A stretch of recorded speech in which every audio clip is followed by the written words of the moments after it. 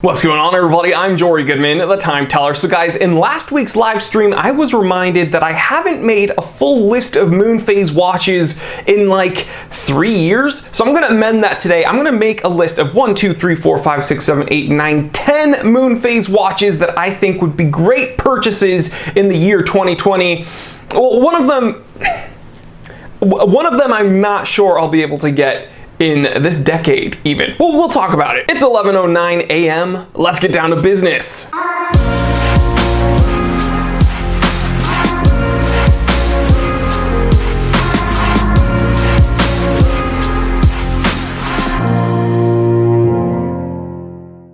Okie dokie, so the first Moonphase watch I want to talk about today is a watch many people aren't even aware exists, and that's a huge bummer because this watch does a whole lot of things. I'm talking about the Seiko RX008 P1 Kinetic Direct Drive Moonphase. Let's just look at the spec sheet here because it is ridiculous. This Kinetic watch is powered by Seiko's 5D88 Kinetic Direct Drive movement. It has a 40mm case, which is crazy because it's well within the sweet spot of like preferred sizability. What I mean by that is it's a pretty versatile watch if you have larger or smaller wrists, but still there's a ton of information on the dial. That could be a bad thing if you think that this is a little bit too busy, but let's talk about everything this watch does. Moonphase, date, day, 24-hour indicator, power reserve indicator. It has a 1-month power reserve thanks to that kinetic movement. And finally, a 100-meter water resistance rating, which is crazy for a watch that does this much and is fairly dressy. I mean, come on, it's a snazzy Moonphase. Now, this isn't going to be an inexpensive watch by any stretch of the imagination. It's around $700 to $1,000 at the time of filming. You can find them, but seriously, a beautiful watch. Roman numerals, although, you know, all those sub-dials kind of cut into the Roman numerals. I think it's pretty tasteful, and again, gorgeous Moonphase. And the next Moonphase I want to talk about is a watch that's kind of related to that last Seiko Kinetic. It's not a Kinetic watch, it's not even a Seiko, but it is owned by Seiko Epson Corporation. The Orient Star mechanical Moonphase. Here's a big reference number that I don't have memorized, RKAM0002L. This is one of the most expensive Orient watches I've ever seen. Coming in average price $1,290. This is an open heart Moonphase with a beautiful blue textured pattern on the dial. And again, keeping it very, very classic and dressy, you're getting Roman numeral indexes. This watch has a 41mm case diameter and a 49mm lug to lug, so it might wear a bit big if you have smaller wrists, but fear not, this does have a lot of information on the dial as well. Again, beautiful texture, beautiful contrast with that blue and silver, but you're getting a power reserve indicator right around the 12 o'clock numeral, showing off a 40-hour power reserve. You're getting a Moonphase with a date complication down by the 6 o'clock, and you're getting an open heart over by the 9. So if you're interested in kind of a dynamic dial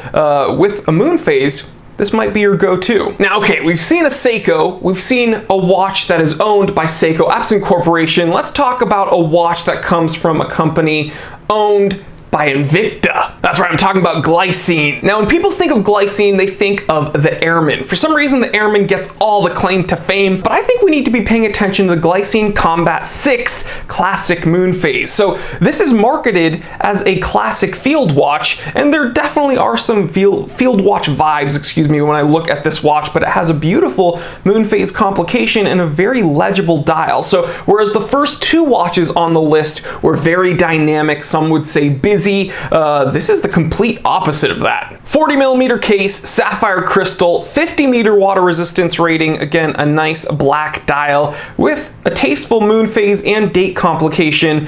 This is a very wearable watch. I've worn one before. One of my buddies owns this exact piece. One thing I really like is that case design with the integrated crown guards that kind of just encompass that crown. It's definitely field watchy, but you can dress it up, throw it on a nice leather strap. I would prefer a brown leather strap for that watch, and could definitely be a dress watch with a Moonphase complication. Next up, a watch I really like from Aorus, and this is not a field watch, this is not a pilot's watch, it's an Aorus Atelier reference number 015827592405407521721FC.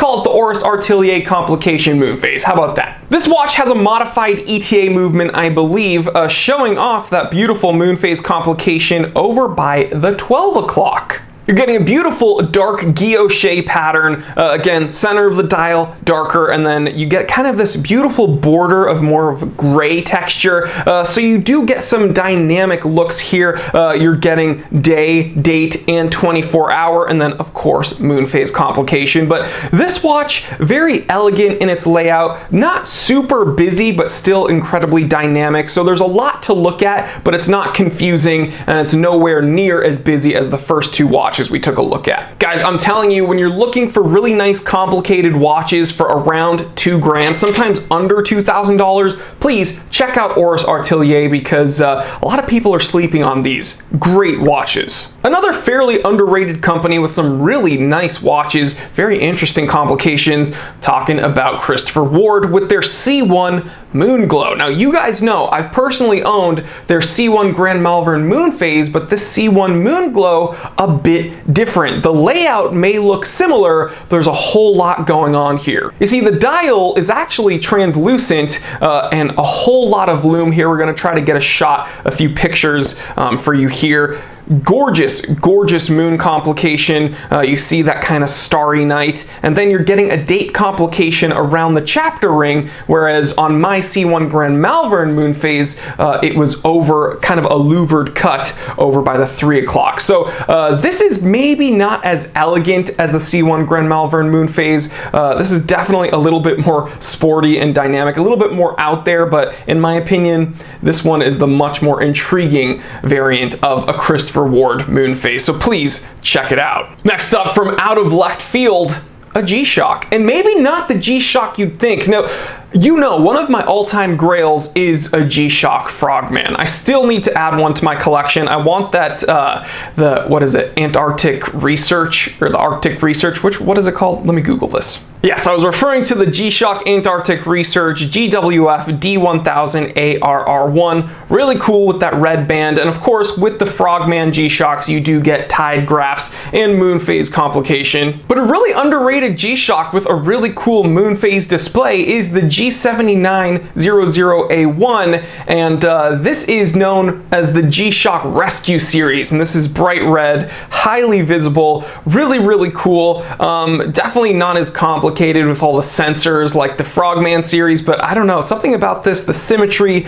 very, very pleasing to me, and this definitely has a moonphase display. Easily one of the most affordable moonphase you can get, because this is like 99 bucks. So whereas the other ones on the list were a few thousand, this is, you know, $99. And don't worry, we're gonna get to one that's it's a pretty penny. But moving on to one that's, you know, I don't know. The one that I'm gonna bring up at the end of the list puts all of these in perspective, okay? All of these are like a steal compared to the last one I'm gonna talk about, but this is still, you know, a pretty penny. 2,500 bucks, you can find them, the Fredrik Constant Slimline Moonphase. Now, I've owned a Fredrik Constant Moon Timer, which is a little bit different. This has a beautiful ivory dial, very classic, kind of an obscure Patek homage for sure, but a gorgeous dress watch. Again, something about that ivory color, it's just very classic, old school, not a whole lot going on here. Just a gorgeous automatic moonphase, 42 millimeters, so, you know, pushing the sweet spot, I will say. I would have loved to see this maybe even sub 40 millimeters. It would be that much more classic, but gorgeous watch, whereas my Fredrik Constant Moon Timer had a threaded crown and a 100-meter water resistance rating. This is, you know, much more of a dress-oriented Fredrik Constant Moonphase. Only 30-meter water resistance rating, but you're not going to be wearing this anywhere near the wet stuff. So yeah, beautiful, elegant dress watch from Fredrik Constant and the Moonphase. Okay, so the next Moonphase I want to talk about is a watch that I personally, I honestly, I do think I'm going to get it this year, mark my words. Or maybe around New Year's for the holidays. I don't know. If I have a good year, I think I might treat myself to one of these. A watch I've mentioned multiple times on this channel, the Xin Hunting 3006. This watch is so badass. Automatic, display case back. I think it's a modified value. Threaded crown, 200 meter water resistance rating, great lume, kind of an olive drab evergreen dial. It looks different in different light, but you know, kind of we'll call it an army green dial. You're getting day, month, date, moonlight display, displayed as a moon phase. It's gorgeous. It's gorgeous! Guys, I'm gonna be honest, okay? I'm going through a chronograph phase again. So I've kind of moved out of this field watch phase. I still love field watches. And I'm kind of going into more of a chronograph phase again. My interests are cyclical. So I've gone through like multiple chronograph phases and dive watch phases and moon phase phases and dress watch phases and all this stuff. But I think I'm finding myself really wanting chronographs now. And this has been on my list since I learned about it, and I think now's the time that I'm gonna pull the trigger on one. But this watch is so cool and it's so functional, and it's a chronograph that you really don't have to baby. Again, threaded crown, 200 meter water resistance rating, tegimented steel, really good lume, sapphire crystal.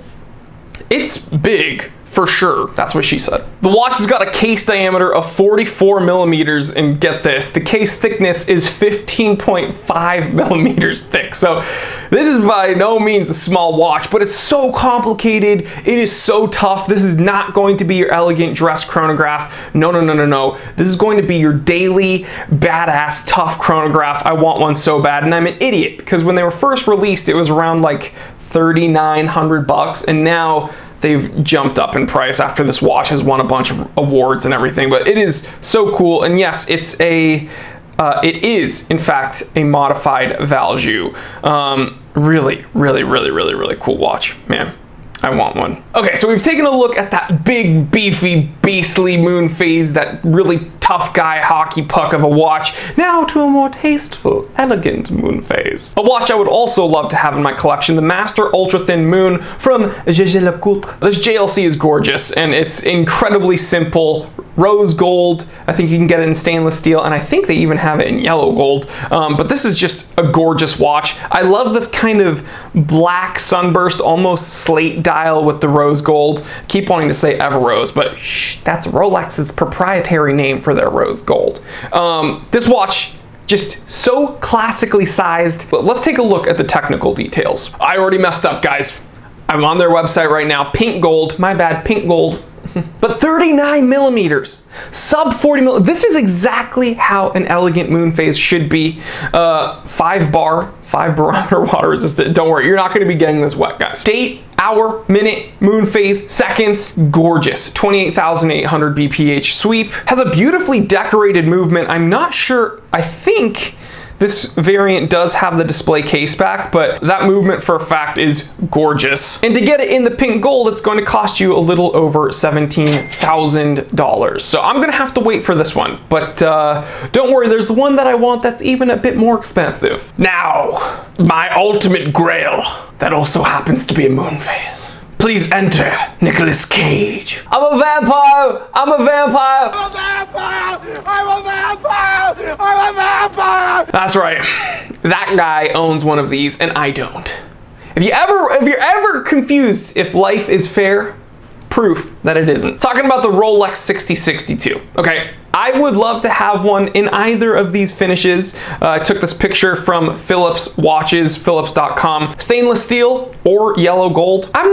Beggars can't be choosers. I'll take either. This oyster-cased Rolex, triple date moon phase. It is so stunningly gorgeous, and the ones that they have pictured here, highly rare star indexes. Come on. In my opinion, this is one of the pinnacles of Rolex watchmaking, or watchmaking in general, but this is easily maybe the best watch Rolex ever made. Now, I've gushed about this watch numerous times on this channel, and I've had longtime viewers ask me, hey, do you ever think Rolex is gonna re-release one of these? I don't think so.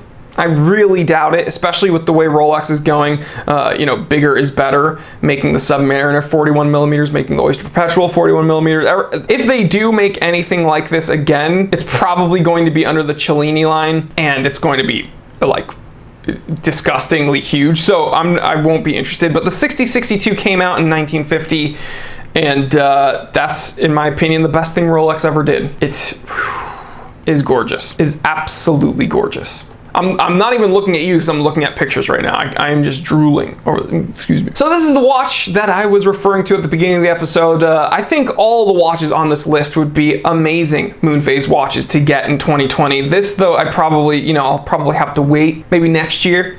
Who knows? But someday I will have one of these. Oh, man. Look at that watch. Just look at it. So guys, there you have it. I finally did it. Another Moonphase list. I was sleeping on it. My bad, guys. I know. Moonphase complications. I've said it again a lot of times on this channel. It was like the first complication that I really honed in on. Like, ever since I was aware of it, I thought that that was the pinnacle of class. I thought that if you had a fancy watch, it had to have a Moonphase complication. And so it's a complication that is probably one of my favorites because it's sentimental to me. Like, it reminds me of when I was getting really interested in watches, but also it's probably one of the most unnecessary complications, excuse me. I know people are going to be like, oh, well, if you're a fisherman or blah, blah, blah, blah. Okay, you're probably not going to wear a Moonphase complication. You'll wear maybe a GShock, the Rescue series, or the Frogman, or maybe that Xin 3006. But I hope you're not wearing one because I don't want you to take another one off the market, because then that's going to jump the prices up even more. It's going to make it more difficult for me to get one. So please, just leave them alone so I can find one and I can get one myself. Thanks. But guys, what say you? Leave me a comment in the comment section. Make your own list. God, make your own list. Jeez. Trying to steal my list. No, but seriously, leave me a comment. Make a list in the comment section of some Moonphases that I didn't add here that I should pay attention to. And who knows, maybe in another 3 years, I'll revisit the Moonphase complication and do a list for you guys. But seriously, I'd love to hear your favorite Moonphase watches. So as always, I had a ton of fun making this episode and doing some research and really picking out some watches for you guys. Please check out all the affiliate links in the description below. Take you to my Amazon affiliate store. Check out my personal website, www.theTimeTellerShop.com. Check out the channel memberships. Click join next to the subscribe button. $4.99 a month gets you 2 extra pieces of content each week, plus access to the members only Discord chat. So clearly there's a bunch of ways to support the channel, but easily, the easiest way for you to support us is just to do what you're doing and watch the content, because what is content without the viewers like you? So please like, comment, subscribe, share this with everyone you know. I'm Jory Goodman, the Time Teller, and always remember, I didn't invent time. I just tell it.